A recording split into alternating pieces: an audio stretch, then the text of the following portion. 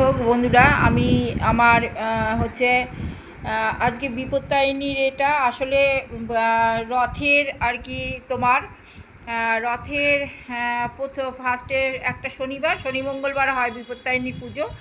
তো শনি মঙ্গলবার আমি শনিবারটা সেটাও আমার তখন শরীরটা খারাপ ছিল, আমার শরীরটা যেহেতু খারাপ আমি কোনো নিয়ম করিনি। আমি আজকের দিনে মানে করি বলে আর আমি তোমার হচ্ছে নিরামিষ খাবারটা খেলাম।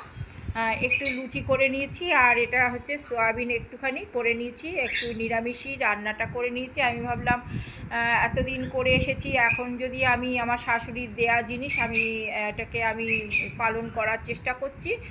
আর হচ্ছে আর শনিবার একটা গেছে, আবার এইটার মানে শেষের প্রথমেরটা শেষেরটা আর কি করতে হয়।